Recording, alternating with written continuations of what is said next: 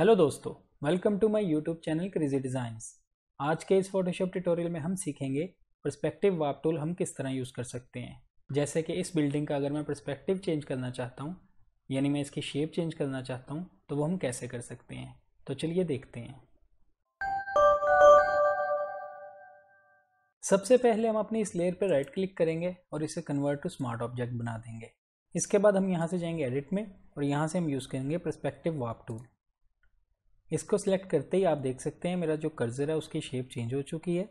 इसके ऊपर कुछ प्रॉपर्टीज़ हैं, ये भी हम बाद में देखेंगे। इसको हम इस तरह से इस शेप में ड्रॉ करेंगे जिस शेप में हमारी ये बिल्डिंग है।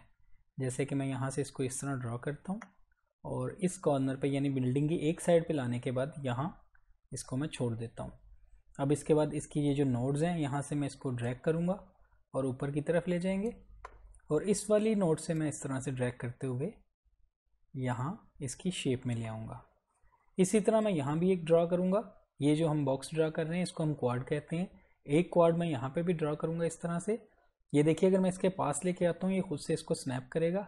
अगर मैं छोड़ता हूँ तो आप देख सकते हैं उसने इसको स्नैप कर लिया है, यानी ये आपस में मिल चुके हैं।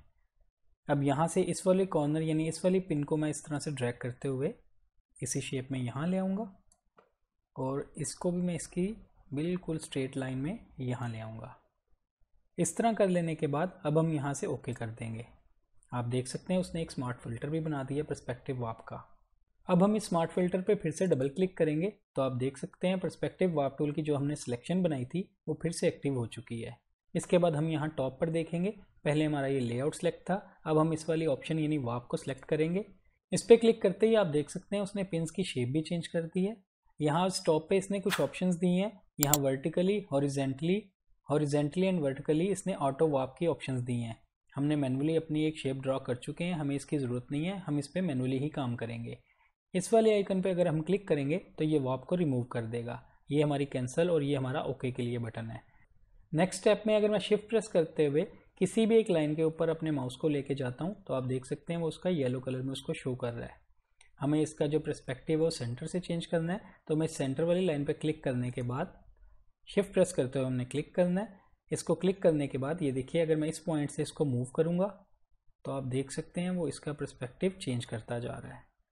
हमें अपने इमेज में जितना चेंजेस लेके आनी है हम इसको ले आएंगे इस तरह से, जहाँ भी आप एडजस्ट करना चाहते हैं।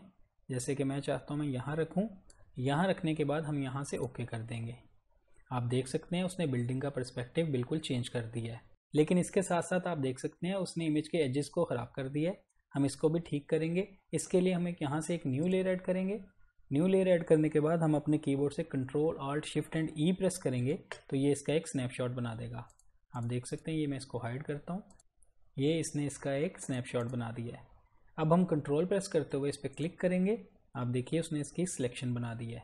सिलेक्शन बनाने के बाद अब हम अपने कीबोर्ड से control shift and I press करेंगे।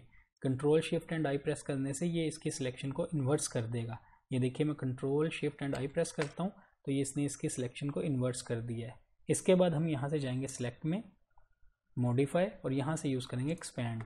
हमें इसकी सिलेक्शन को थोड़ा एक्सपैंड करना है। मैं यहाँ इसकी सिलेक्शन में जो एक्सपैंड पिक्सल्स हैं वो 14 दे देता हूँ और यहाँ से ओके कर देंगे। आप देख सकते हैं उसने यहाँ से एक्सपैंड कर दिया है। इसके बाद हम यहाँ से जाएंगे एडिट में और यूज़ करेंगे फिल। फिल में आपका कंटेंट्स में कंटेंट अवेयर होना चाहिए, आपकी कलर अडैप्टेशन की चेक्ड होनी चाहिए, ब्लेंडिंग मोड नॉर्मल और ओपेसिटी 100% होनी चाहिए। अब आप इसको ओके कर दीजिए।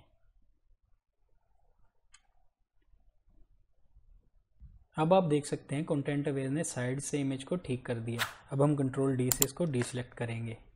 अब आप देख सकते हैं हमने पर्सपेक्टिव वार्प टूल की मदद से अपनी बिल्डिंग की शेप बिल्कुल चेंज कर ली है। मैं आपको दिखाता हूँ, ये देखिए before and after. I hope आपको समझ आ गई होगी हम पर्सपेक्टिव वार्प टूल किस तरह यूज़ कर सकते हैं। वीडियो पसंद आई तो लाइक कीजिए, मेरे चैनल को सब्सक्राइब कीजिएगा। मिलते हैं नेक्स्ट वीडियो में एक न्यू ट्यूटोरियल के साथ। Thank you.